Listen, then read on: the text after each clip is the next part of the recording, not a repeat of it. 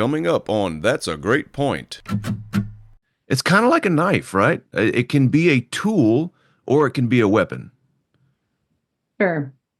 Absolutely. But even the way you described that, I'm like, yeah, they're attractive and you don't necessarily know why. And you never pause to ask why. And that's the part for me that is missing. So when people tell me someone's charismatic, I'm like, yeah, and he's going to get you to do whatever he wants you to do. Or she's going to be able to manipulate you in a way because she's charismatic to you. She draws you in, but you don't know why, and you lose yourself in that.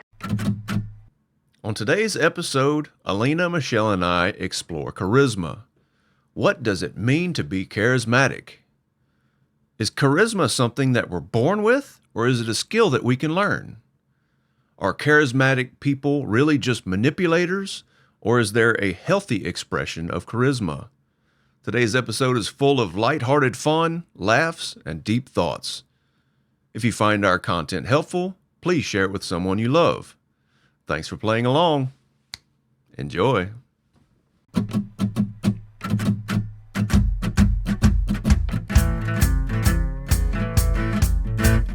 Welcome to That's a Great Point, the attitude adjustment for your soul, where co-hosts Alina Doran, Michelle Albers, and Lee Smart discuss deep topics around a life well lived. Let's start the show. All right, we are all recording. Yay. New format. Yay. Oh, God. What up, yo? How was your birthday, sir? My birthday went really well. We ended up taking the kids to the state park. We went bicycle riding, and the sun was shining bright. It was about 50 degrees. It was perfect. Oh, so Just mean. I know what I would give for We're for in like 50 30 degrees. belows here. I know. It's just mean. Right? I'm just kidding. I'm happy for you, really. yeah. Well, I mean, the weather here is normally as bipolar as my first girlfriend. So the fact that we had a beautiful day on my birthday was pretty phenomenal. That's funny.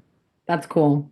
That is amazing. It's funny because I was just talking to Dan about my birthday when we were out to dinner. I think it was actually Valentine's Day or the day after. And he was like, well, he was talking about a roller skating rink. And he's like, oh, only the rich kids got to go there. I'm like, yeah, or the kids who were tired of going sledding on their birthday and begged and begged and begged and begged. Can we please do something that's not outside? Like I wanted to go to Valley Fair, but that wasn't an option because it's winter. Wait, Michelle, when is yours? February 7th. And I'm December. So the three of us experience winter birthdays. Yeah. Yeah. Yeah. What I wouldn't give for 50 degrees right now. It felt like That'd 2 be like this morning. 80-degree swing. 2. Yeah. So I've mentioned a few times, went to that leadership retreat. Before I left, we had a massive snowstorm come in, like once in a lifetime kind of snowstorm for Louisiana. I went to the retreat that following week. The week I got back, it was 80 degrees. Oh. People really are getting does sound sick. Yeah, people are getting sick left and right. There's so many allergy and sinus issues going on, and it's kind of sucks to be tell you the truth. These massive swings are like one day you're sweating your ass off, the next year it's cold. Speaking of sick, that was a poorly timed cough or a beautifully timed cough. I don't know. Yeah, those bipolar swings. Speaking of polar, so a lot of mornings I walk with a couple neighbor friends. I take walks in the morning, and we did it today while the temperature feels like 2 degrees Fahrenheit. And so I nicknamed us the Polar Bear Club, the Polar Bear Walking Club. Did you walk around with a Coke?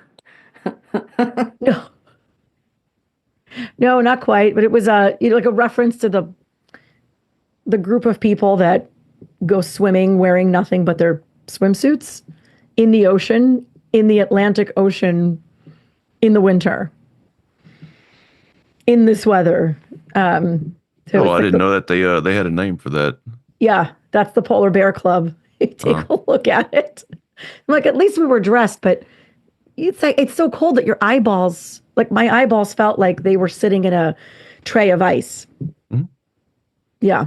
Yeah, Michelle. Wim Hof is Really. a truly fascinating individual that he's called the Iceman, and he's got many records for sitting in ice for the longest amount of time. And one of these was an ice swim where they cut a hole in the ice. He jumped down in it, swam to another hole. I don't remember how many meters it was, but it was an insanely large amount of distance that he swam under this water.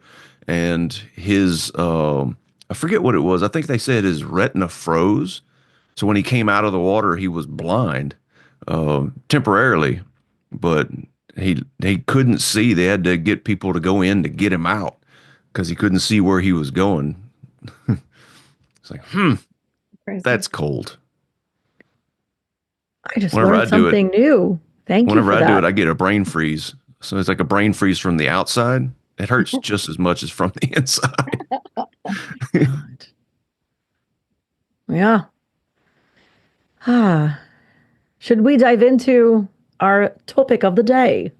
Look at that. We had some foreplay today. We didn't go straight to climax. I like it. We talked about the weather. How very Minnesotan of us. Thanks for coming into my world. I've come to appreciate the importance of weather as I've gotten a little older. I would say a little wiser. Like weather didn't used to be a big factor, as big of a factor. It was like whatever, go out in the rain, go out in the cold. Who cares? Grab an umbrella, no problem. Yeah, Now I'm still that way. I understand people moving for weather more than I did before. I used to think I couldn't relate before at all. Huh. So I wonder if I'm just not old enough yet. Just a little stab. It's cute. It's adorable. Adorable. Mm. Speaking of adorable, Nice little lead in there. yeah. You ready to get right at it? The topic for the day, charisma, and go. Charisma. Some have it, some don't. What is it, and can it be learned? That's the topic that we're going to talk about. What does it mean? What does it mean? So, Yeah, like how do you define it? That's what I want to know right off. I've never even actually sat to think about what is the definition of charisma. There are a number of definitions out there that exist. It's like if you do with Dr. Google, lots exist. People have defined it with, here are the three definitions of charisma, three aspects. When I think about charisma, one word that comes to mind is magneticism. It's just drawing. It's a pull. It's a gravitational pull. And it can come in so many forms. It can come from a super extroverted person. It could come from a very calm, like lower, quieter energy person. But it's a set of attributes that will magneticize you, or you feel yourself drawn to the other. Yeah. I just consulted the all-knowing Googly. Says charisma, compelling attractiveness or charm that can inspire devotion in others. Mm-hmm. Yep. Yeah. Like it's necessary to point out that its attractiveness is not necessarily outside attractiveness. It's not being pretty. It's not being handsome. Like I did a little bit of research beforehand, and they said they in the study that they performed, attractiveness, like physical attractiveness, only accounted for about 10% of overall charisma. Yeah, this is not about a beauty contest at all. Right. That's not charisma. Apparently 10% of it is. But 90% of it is, and I think we could break it down to attributes of like what are the pillars of charisma, right? Like one of them would have to be being engaged and being here in the now. That's a prerequisite. Cannot have charisma and be elsewhere thinking about your baggage, your fears, whatever happened in some other part of your life. You're in the room, you are in the room. You're talking to that person, you are there and nowhere else. No. So that's one attribute. What do you think? I wrote an article on what does it mean to be present in the moment. It's on my Substack, and because it's like, oh, what do you mean I'm here? Well, I mean, where's your brain? Is it worried about what's going to happen in the future? Are you dwelling on what happened in the past? Are you actually really truly present right here? Yeah, that article is definitely worth checking out. How perfect. That wasn't even planned. No, not even a little bit. I really enjoy reading good your old articles. shameless self-promotion plug there. No, I thoroughly enjoy reading your articles. I'm going to go back after this and please do the shameless plug. It's needed. People need to read your stuff. It's really good. Oh. And I'm not saying that because you have a ransom outshot of me going.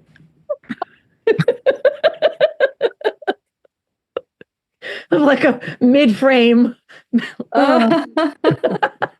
I just think a full slideshow of all of those type of pictures would be absolutely hysterical with sound effects even. So for those that aren't in the inner circle here, as I was editing yesterday, I was editing last week's podcast, and my wife walked in the room, so I hit the pause button, and it just so happened to be on Alina's face, making the most beautifully ugly face I've ever seen in my life. And Tanya said, "Oh, you have to send that to her." So I took a screenshot and we put it in our group chat. I said, "I have ransom. You have to do what I say now." Right. Oh, that was funny. Yes.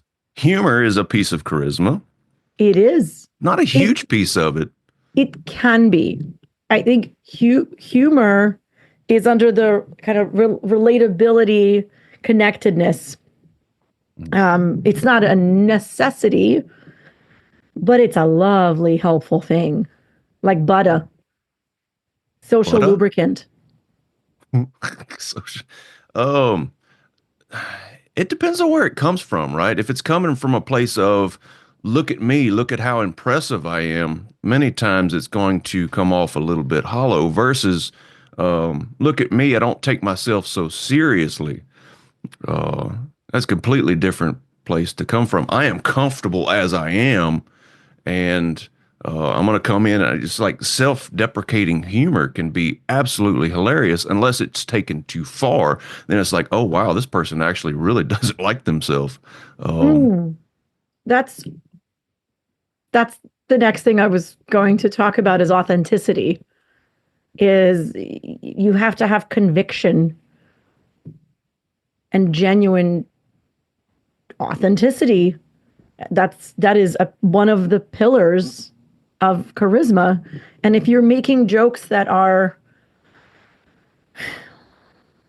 self-deprecating or inauthentic or minimizing, that doesn't resonate with folks. You're making yourself look like you're not really sure of yourself. That's the power part. It depends, because it can look like you're very sure of yourself whenever you make fun of yourself for certain things. It's just as long as it's not taken too right. There's a spectrum. Right. There's I take myself too seriously, yes, or I don't take myself nearly seriously enough, and there's a whole range in between the two. And I have to say right now, Michelle, you are making me uncomfortable at how quiet you're being over there. I'm quiet for a reason. Charisma, I have an unpopular opinion, likely, with charisma. Yes. And I don't want to derail the whole podcast.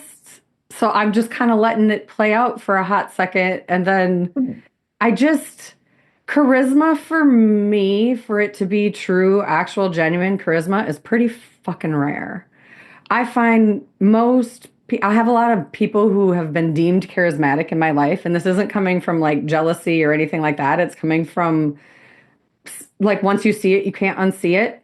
People who have been deemed charismatic and then come to find out they're manipulative and wounded and really trying hard to be authentic and be seen that way.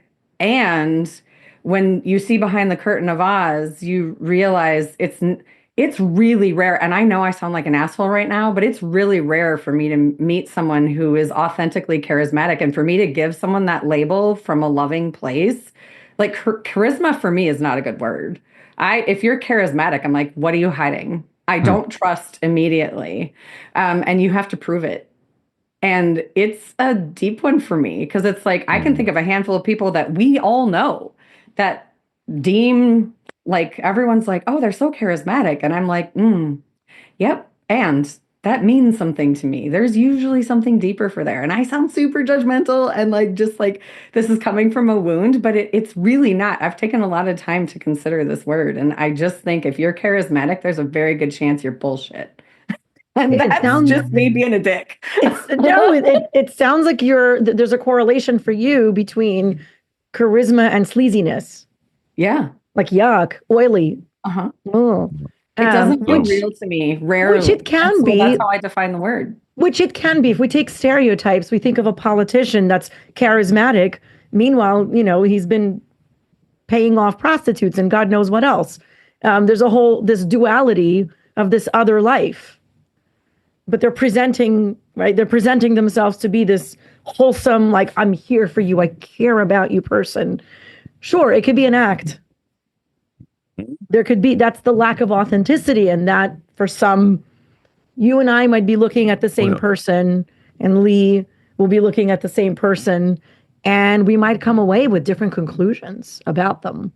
So I love that you went there because I'm going to go ahead and self-defecate here for a second. I have realized recently in some of what I've received, the reflections I got back from this leadership retreat, I've realized that I have been very authentic as a person, but it's come from a place of fuck you, I'm doing me, instead of I'm doing me to give you permission to be you because I love you. Mine has been this very barbed version of authenticity of, you know what? The world's just going to disappoint me, so I'm going to do me and screw you, right? And that's that. Because of that, I was highly charismatic, but in that wounded way, and that people, it's easy to see behind that. Like that's not true, real charisma. That is, I am trying to impress you because I need to be accepted. I need to be loved. That's a completely different place than trying to come from a place of, I think of it like it's almost like reverse charisma. It's I want you to be felt as if you are interesting. I don't want to be seen as interesting. I want to be seen as interested. And that's where true charisma comes from. I'm appreciating how much synchronicity there is. If you are unhealed, walking around with wounds all over the place, people will sense it, feel it to varying degrees, right? Michelle will smell it from continents away. Other people, it might take a little longer. Most people are somewhere in between. But that walking around with that lack of authenticity, that insecurity, that needing to prove something, right? It's this proving energy. That isn't charisma, right? That's the authenticity part. The part where often it is somebody who's done work, who is aware of themselves. And the last thing that you just said, be interested, not interesting, is exactly what very much aligned with my thought on be outward facing, meaning be here, look at others and see them. That's part of presence to me, right? That is how I would define it. It's be here, see the others in the room, really see them. This is not just an opportunity for you to get on a stage or a soapbox and talk yourself up, right? That's not charisma either. That's the peacock. That's the dark side of my peacock archetype of like, wow, look at this. Look at this. Look at all this shiny stuff. And then you pull back the feathers and there's a moist, vulnerable bird. So that's not authentic. People sense it. But I love that you went there. Like, not healed, not aware. To be fair, I think someone unhealed can be charismatic, authentic. Unaware. Yes, it's the being aware of yourself. We're all unhealed if we're being honest. What's that? We're all unhealed if we're being honest. Varying degrees of, that's right. Yeah. Thank you for that. Yeah. Well, I mean, one of the key pieces of it is being you unapologetically, but also having responsibility for the impact you create as well. Sure. Absolutely. Well, that's I am outward, I'm here, I'm present, I'm seeing you. You are here with me. I am not just here in front of you, we are here together.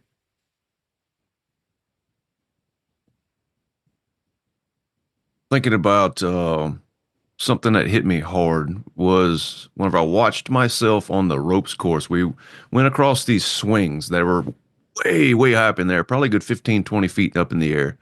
And you have to go from swing to swing. And it's not an easy task. And I blew through it. I went from one end to the other quick. And I watched the video of it, and I watched as I was going through it. These swings were like blowing out from behind me, just flying everywhere. And I couldn't help but think that's how I've lived the vast majority of my life, in trying to be charismatic and trying to be interesting, to try and show people how amazing I am. I've absolutely created this trail of destruction behind me, of just shaking things up. And that's not really truly where charisma is. Charisma is like being very, very comfortable and safe and authentic with yourself and confident. Like confidence is a huge piece of it, but being so confident that you can allow people to come closer rather than driving them away in the wake of the destruction leaving behind. Like this has been a key piece for me. Like I thought to be liked, I needed to be interesting. I needed to show people how amazingly skilled I am,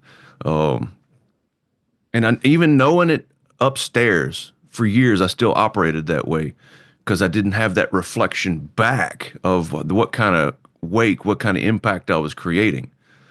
And now that I've had that reflection back to me, it's like, man, that's not what I want for the people around me. I want them to feel comfortable in themselves. I want them to feel safe in themselves because they're around me. They almost feel protected, like they can be themselves and be accepted and to be seen and to be heard in a way that makes them feel, wow, this guy really gets me. And he accepts me for who I am. And to bring that kind of air, that kind of just aura into the world is what I'm seeking to create now. I want people to feel seen, heard, and understood, and to feel so comfortable around me that they know they can be themselves and be accepted and not judged.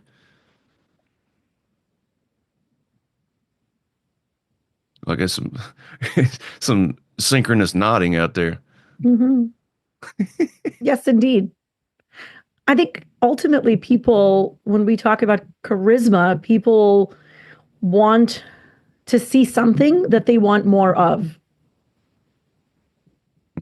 And that's what they're drawn to. So strength. And part of strength is it can be conviction, like deep belief in whatever the topic is, right?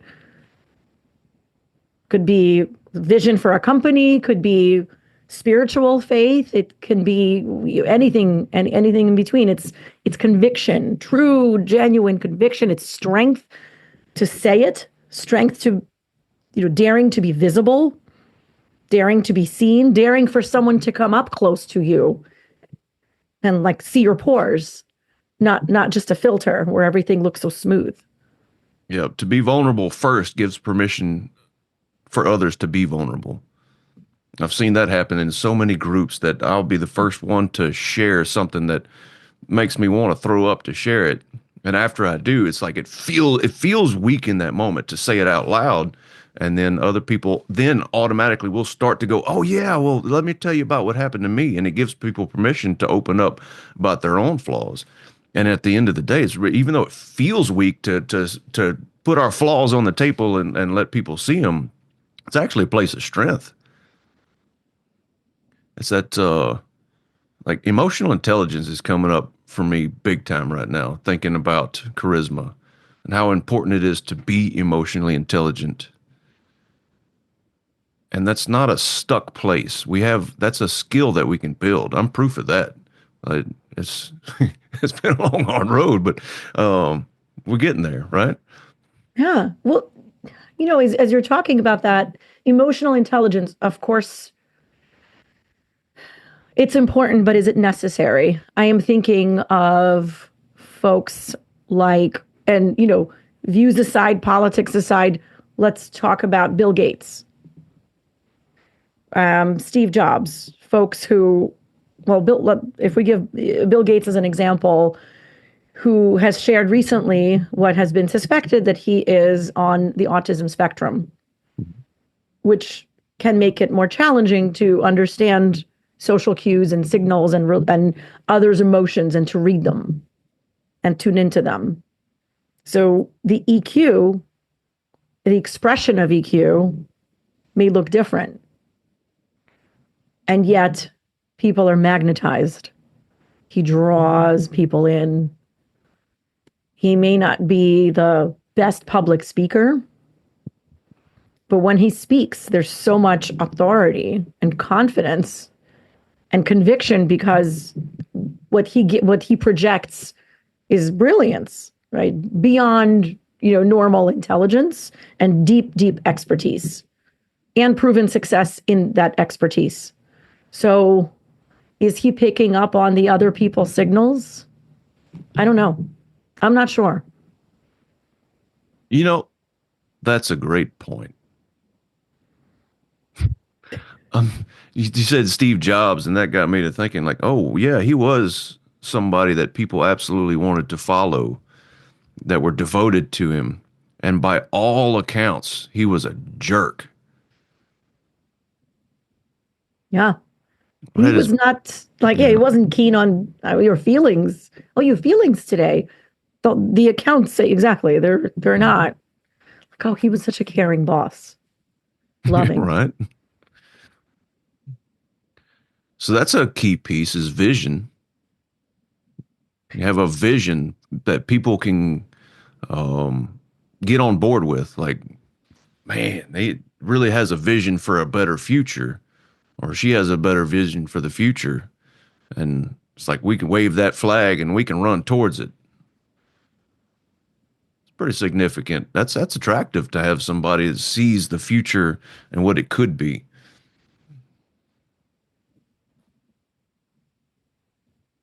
Yeah. That's I'm thinking about the interrelatedness of conviction and vision. They're very swept in together. They're like dancing together. Mm-hmm. Michelle. Yeah.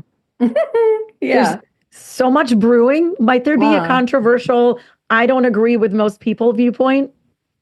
I do have that with this word. I wouldn't use this word for how you're defining it because Which word? Just to clarify for Charisma. our viewers and Charisma. listeners. What? charisma. Charisma. The charisma word for me, I don't know. If I just think about how it plays out in day to day, I think maybe the piece that's missing for me is mindfulness. I think often it's like you're drawn in, but you don't know why and you don't consider why. And so there's and like it feels so external to me versus internal. Even though, because it's the external that draws people in, right? It's like what they see and what you're putting out is what draws them in, the magnetism of the charisma. And it just feels like when whole big group of people, well, I don't know, I have a couple theories going on in my brain right now. When a whole group of people is magnetized to something that you're like, I feel like charisma can be very intentional, but not necessarily from an authentic place. Like, I want this result, so I'm going to be charismatic in this way, but not necessarily authentic, which to me then feels manipulative. So there's that piece for me. But then there's this other piece where I'm like, okay, so let's just assume that I'm going to get rid of the messiness of this word for me, because you're describing something that's not this word for me. This word for me is slimy. It is. It just is. I don't like this word. I wouldn't use it. But if I'm going to use it from like soul aligned, like I am drawn like very quickly to people who have a similar, I'm just going to say similar vibration. That might not be exactly the best way to put it, but like who mirror things to me that invoke a wanting and a willingness to grow and to do it connected in community. I'm going to bring it back to community, right? Like to me, that if you want to call that charismatic, I just wouldn't use that word. I would just say we are meant to meet. This is divinely guided and it's soul connected. Like that's how I would use that. And I do think that the people like, because not everyone is charismatic to everyone, right? Like you have a person over here who this whole group of people is super devoted to, and like you can't figure out why because they're not for you. So I do think there is something about like your vibration, your frequency, your authenticity of what you are putting out that draws certain people in. That I understand how that can be the word charisma. I just wouldn't use that word. This word to me is it brings in I people who use the word charisma in my life and describe it. It's never with an authentic human. It's always with someone who has everybody snowed. And I just think that's dirty. I just think it's dirty. And so that I know that's my personal experience clouding a word that you're trying to have a lovely conversation about. And I think it's layered and it depends. Yeah. I think it is layered. I think it's also, it absolutely is layered, and it can be sleaze, and it can be authenticity and genuineness. Absolutely. It can be both. I also think it's, side note, kind of cute that, Minnesotan is using, are we getting snowed as a reference? Yeah, I do use that word a lot. That was really cute. I am curious if charisma brings on this association with sleaze. If you had to swap it out with one word, do you have a word in mind? I mean, authentic comes in, but that's not it. So let me chew on that. I'll chew on it because I understand that like I'm messing up this whole conversation because this word messing the damn No, thing you're up. not. These are phenomenal points that you're making that could very well be an argument against being charismatic. Yeah, I'm defining the word very personally. Like, but this is like my life experience, wisdom around this word for me. I've never met, I might even say never, met someone who said, "Oh, they're so charismatic." And me go, "Oh yeah, they're so authentic and real. I can't wait to meet them." Because then I do see behind the curtain. I'm like, "Fuck that, I'm out." I don't just know, Yeah, yeah. And it has become a red flag for me. And I don't always listen to it. And I'm super in a wound currently that is very much directly related to this, which is why today I'm so feisty about it. Because I'm just like, fuck that. They're not using their own mindfulness and their own awareness and going inward to even ask if this is aligned with them or if it might be true or if they're just entering into getting snowed and taken advantage of. And so I am in this state of like, when we're in our most vulnerable state, it's easy to fall prey to charisma. And I think that's gross. So I feel like what you're using the word charisma for needs a different word. That's what I'm thinking right now. I can't figure out what it is, but I'm thinking about P.T. Barnum in particular and how he would have been considered very charismatic. And, there's a sucker born every day. And Well, I would call that word smarmy.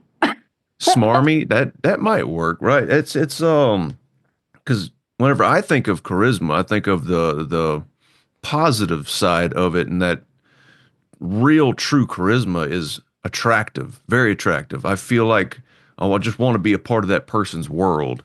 And that it definitely, it's kind of like a knife, right? It can be a tool or it can be a weapon. Sure. Absolutely. But even the way you described that, I'm like, yeah, they're attractive and you don't necessarily know why, and you never pause to ask why. And that's the part for me that is missing. So when people tell me someone's charismatic, I'm like, yeah, and he's going to get you to do whatever he wants you to do, or she's going to be able to manipulate you in a way because she's charismatic to you. She draws you in, but you don't know why, and you lose yourself in that. And I think that's the part that, and it's like I said, it's just been like the general population experience for me when someone describes someone as charismatic, and then you go down that road, or you like, oh yeah, I'll dance, let's see, let's play, and then it turns out, oh, now you just created a wound, or you lost yourself and you're morphing into someone you're not actually, because their charisma has drawn you into a point where you literally want to become them. And I'm just like, I don't get it. But that's been my experience with that word. I understand that there's supposed to be another one, but in my world, people use this word for these things. And I'm like, I don't get it. I mean, I get it, but I don't like it. Well, so one thing I'll point out is it's very difficult to be charismatic if you're trying to be somebody else. Yeah. Well, and it's not the charismatic person who is feeling, it's the person who is drawn to the charismatic person who's like, I want to be like them. Right. It's they have something that I want. And I Yeah. don't even know what it might be because I haven't taken the time to think about what's missing for me. Yeah. So I'm just going to go try and pretend to be somebody else. Sure, that's the dark side, right? The Yeah. dark side of charisma is charlatans and right people who are liars and sleazy and deceive for their own agenda that is at the expense of others. And I think, It can be. yeah, you saying that, I think that just like pinpointed, because if you look at the definition, it's about devotion. I just don't think, I think our devotion goes to us and to the divine. And if you're devoting, I don't know, that's a word for me too. I think it's all like the way these words are defined for me. It's like if I'm in devotion of a leader, just for me, that's a very sacred term. I can think highly of them and be enamored by them and be, enthralled by them. All of those words are fine for me, but devoted to them, that implies mindlessness. And I think that's where I get stuck. It's like, I'm just going to do whatever you say because I'm the little, minion that follows around. And That's it. like, That's I it. just have a hard time with that. Well, So, that's well, I mean, why I'm 1,000% devoted to my wife. And that's that doesn't different. mean I give up me to do so. I would say she's an extension of you. Like that's like, I get it. I understand what you're saying there, but that is like that's like a trinity for me. It's me, my partner, and my God. And that's it, and my children would be included in that too. But I don't know that I would use the word devoted with my kids. I would be like, I'll do anything for them. I'd die for them. I'd do all the things, but devoted is a very, I don't know. I'm being nitpicky, but like this word for me, for you to bring it to a good place for me, good fucking luck. Because this word is not a good word for me. We're not looking to convert. We're looking to explore. And your views of dissent only deepen the conversation and only make it more interesting and thoughtful. So I am in deep appreciation of your contributions in disagreeing and pushing back. Because that's it's really helpful and I appreciate it. Right? It's challenging. So I think when you say manipulate, like if we played a word association game and you talk about a charismatic leader being, and there's two things. One, the word manipulate, right? That can charisma be used to manipulate? Oh, absolutely. What word might I think of instead in a charismatic leader when I think about it in a non-toxic, non-deceitful way? It's a leader who will inspire, a leader who will motivate, a leader who may give people a hope for what they desire and a vision of how it can actually come true. Like it is possible. There is something greater. And when it's real and authentic, that's very true. The word devotion is creepy. It creeps me out. And that's why I am not using that definition. There are varying definitions. And I think about my own definition and others who I relate to more. The word devotion is Yeah, other than to something that you hold sacred. And what do you hold sacred? It wouldn't be like your boss at work, right? Or like a politician. That creeps me out, that thought of being devoted. Because that means that you're no longer using your critical thinking. Yeah. You are now just like, I'm here for whatever comes, however you treat me, anything you say, it must be for a reason. I must have deserved it. No, that's culty and creepy. So I'm with you on the devotion. I do not like that word. It is reserved to me for just the sacred. Whatever one each of us holds sacred, right? And Lee talked about his wife, right? You talked about, God. And nobody's talking about like your supervisor. That freaks me out. Yeah. Lee.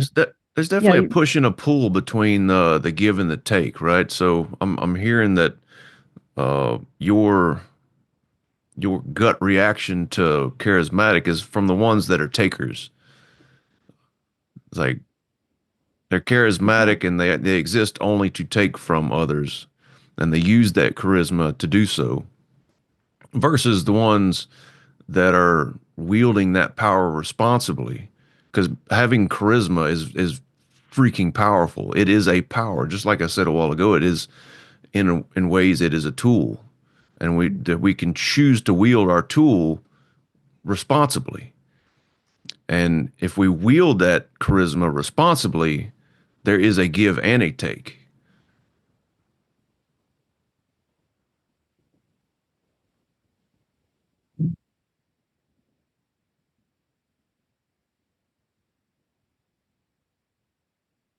Dang, I'm speechless. I'm in I did agreement. something good. I'm in agreement. Of course, use it responsibly.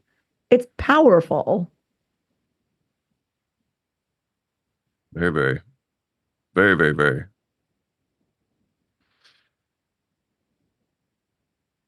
What's coming up? Y'all ready to go to the 3? Yes, I am. How about you, Miss Alpers? Sure. Yeah. You're like, I'll give you 3 reasons why it sucks. I'll give you why it's total, it's fakery and bullshit. Then that's your 3. I'm looking forward to hearing your 3. I will say I'm finding it a little challenging to limit it to just 3. There's so much to say. There's so much to say about charisma and the ingredients and modulation and using it for good and being, there for yourself and others. So I'm going to have to limit it to 3. So, okay. One of the tenets of charisma is much like magneticism. So it is drawing people towards you, if you're that person that wants to exude charisma or is exuding charisma. And often one of the tenets of that is people are drawn to something that you project that they want more of in their lives, that they want to be near. It may make their lives easier. It may make them more successful. It may give them hope. It could be strength. Strength is a tenet of charisma. Strength, courage to be yourself, courage to say the thing that others might be thinking but aren't comfortable saying. The strength in having the faith that when you say something that is unpopular or uncomfortable, that you're going to be okay saying the thing that you want to say. Another tenet is conviction, authenticity. And authenticity and conviction dance together. Because yes, charisma can be used for good or for bad. Right now, in this moment, I'm thinking of the generative, the positive aspect of charisma. And so authenticity and belief, genuine, authentic belief that's not faked, that creates the energy that magnetizes people, that authenticity that people can feel, that confidence and conviction in what you're saying. I think that's 3. Was that 3? Keep me honest. I don't know if that was 2 or 3, to be honest. If you have something else, say it.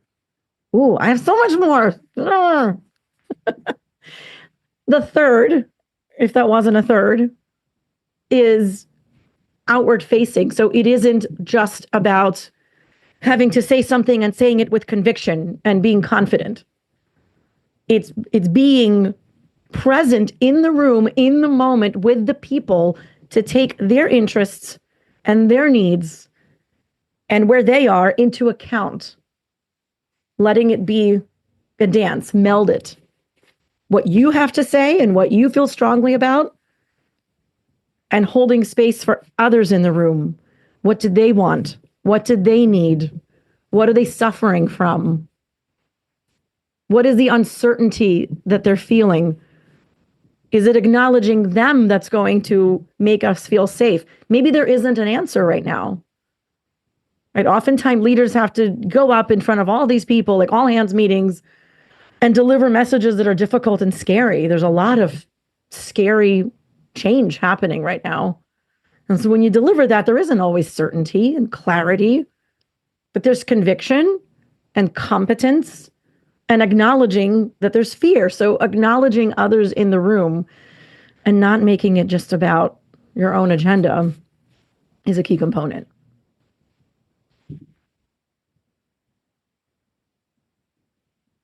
I can't wait to hear.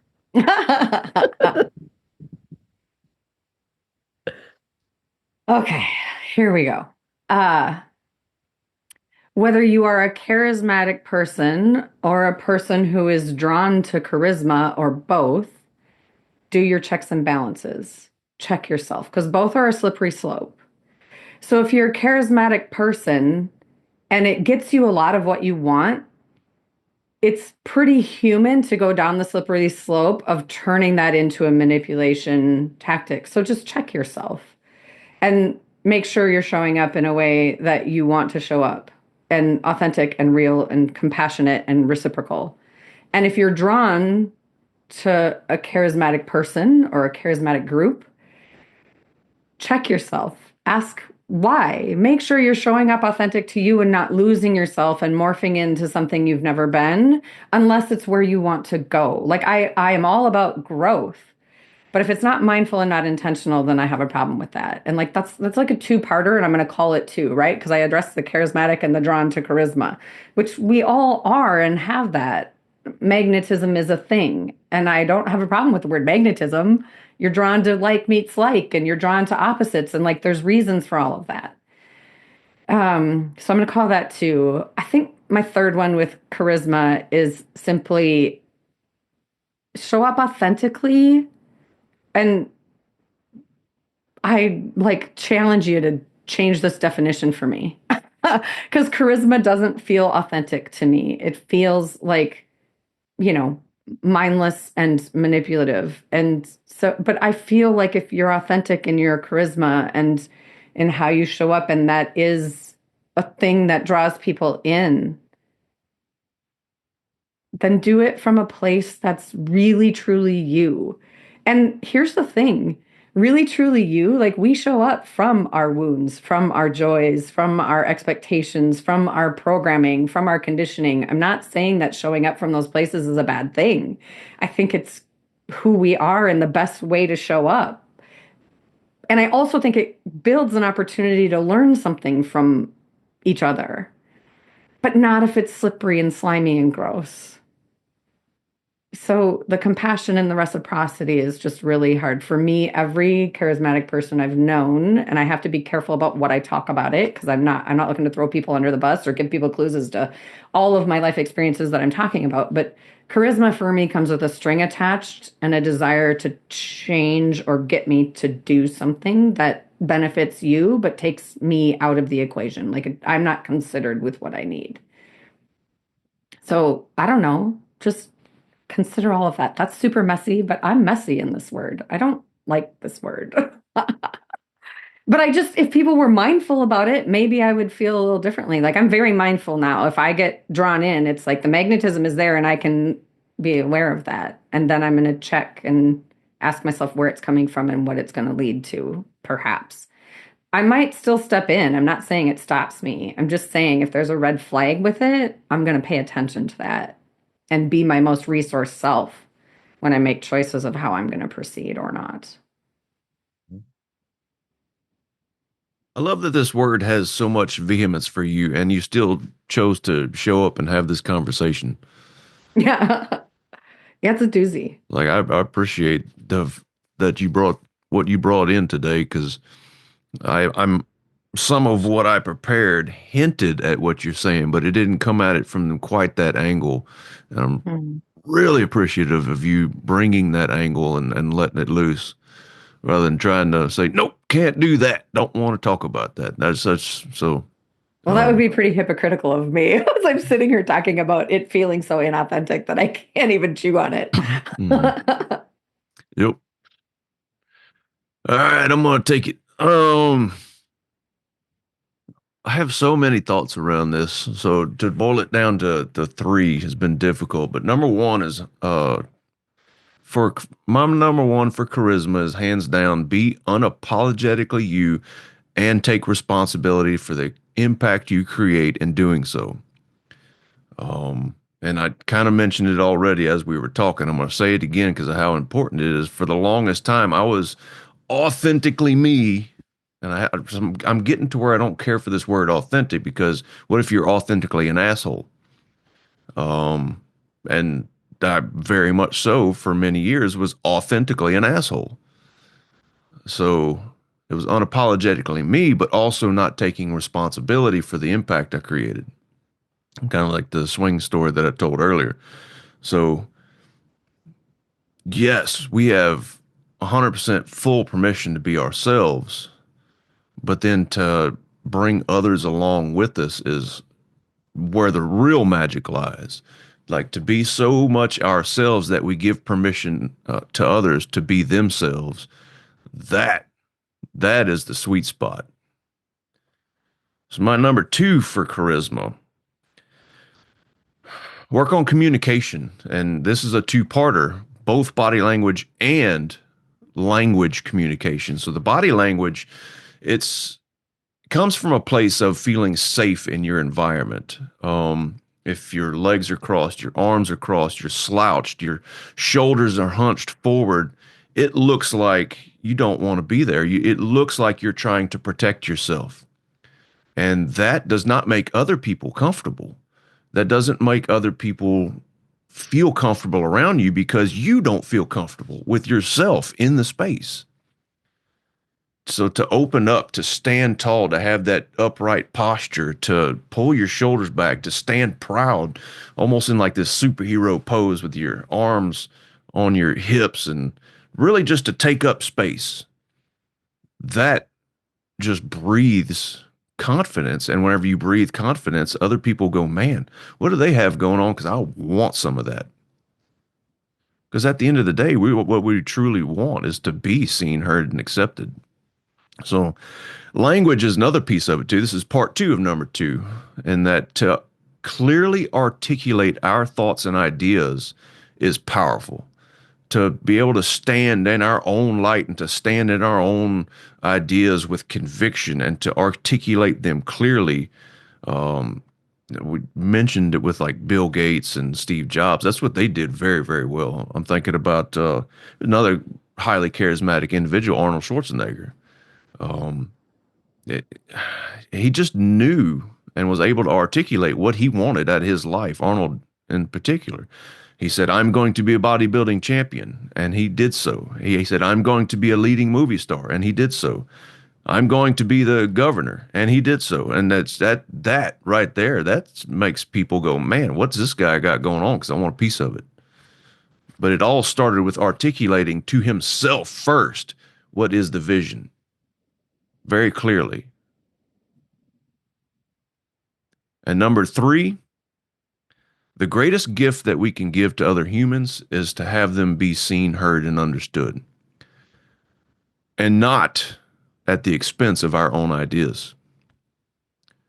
So if we can have both, to make sure people feel comfortable to state what it is that they believe strongly, and to also hold our own conviction for our own ideas, and also be open and willing to receive whatever other people have, that is powerful. So that's it. Like, to give this gift to other people is amazing, of having other people feel seen, heard, and understood. So it's like this reverse charisma idea. I'm not trying to be interesting, I'm trying to be interested. And I want the other person to feel empowered and like I care. And that can be a really powerful place to come from.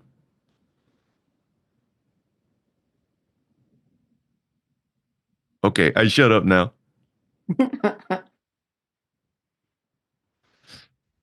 You're muted. Thank you for that. They make a mug. You're on mute. I love everything that the three of us just talked about. The body language piece, it's funny. I was thinking it was on the forefront this morning. It's like we've got to talk about body language, because it's a big part of the visibility work that I do with folks. Mm-hmm. And I'm so glad that you invoked it and that you talked about it. Yeah, well, you would have brought it in if Michelle hadn't come in and derailed you. It's a deepening, not a derailment. The body language is a big one. I'm really glad that you brought that in. This is good. And listening to this, watching this, it's a helpful thing. Helpful discussion that we've just had. Yeah, I saw the look of acceptance on your face when I brought the body language in. Yeah. The body language for me, I get it from your perspective of charisma, but it took me to the room, like the room of healing in a sacred space. And the people who need this to feel safe get to show up in that way. And I know that you're with charisma, like showing up like this isn't charismatic, right? Like it's the opening is, there's an opening in charisma. I do understand that. But I think it's really important to acknowledge that, like, if you're in a state where you're an asshole right now, you get to be that and not judged there too. Because when people meet you and see that you're an asshole and can understand that that's coming from a place, like, we get to hold that. We get to hold space for that. And when you come into a room like all like this, we get to just like say welcome and leave it alone. And maybe by the end, hopefully by the end, perhaps by the end, maybe not even hopefully, there will be an opening.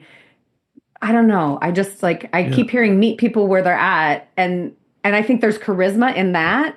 But some people, I'm realizing, see meet people where they're at as like a condescending term. And I'm like, I just mean I'm seeing you for who you are, not that you're it's not hierarchical.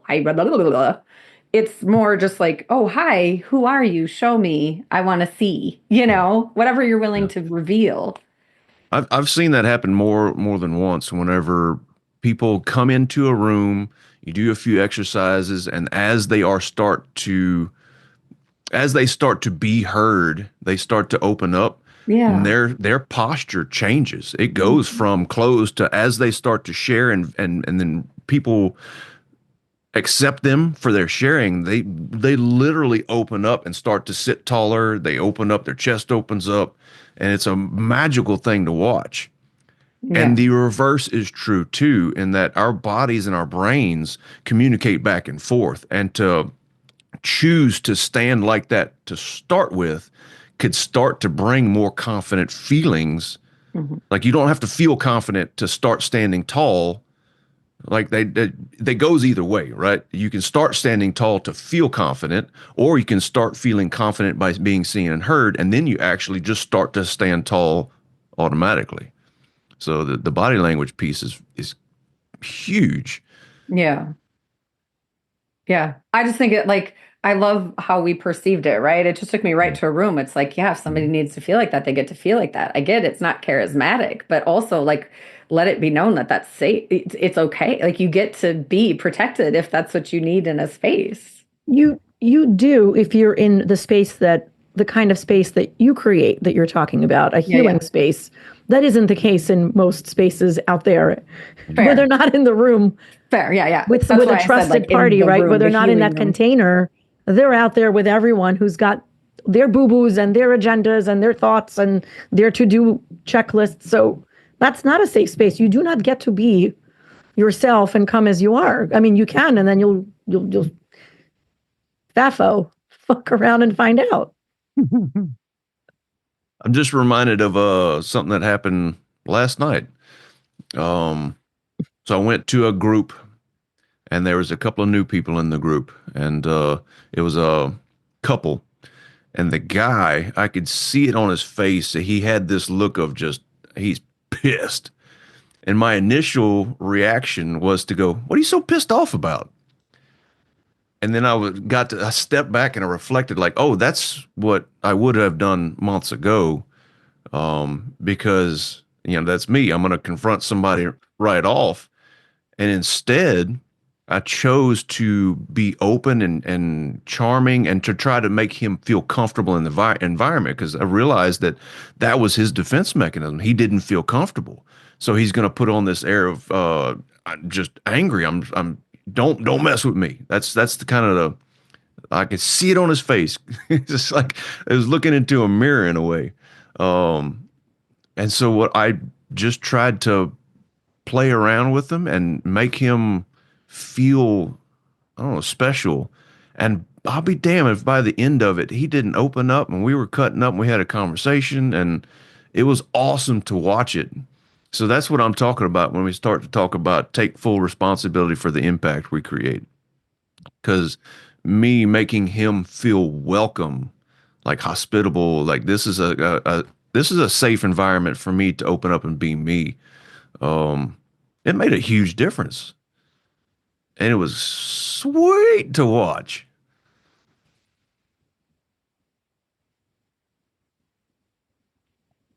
Should have hit the button. Hit the button. All right, then. See ya. Thank you for listening to That's a Great Point with Alina Doran, Michelle Albers, and Lee Smart.